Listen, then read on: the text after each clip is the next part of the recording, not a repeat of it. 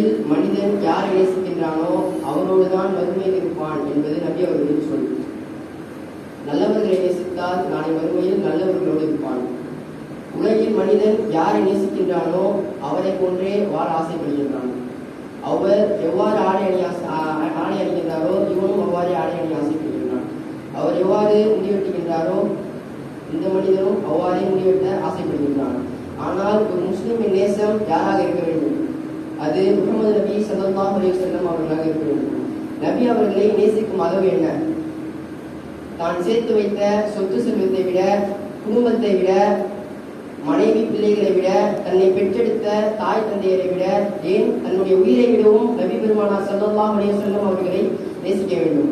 அல்லாஹ்வும் நபியை நேசிக்கின்றான், நாமும் நபி அவர்களை நேசிக்க வேண்டும்.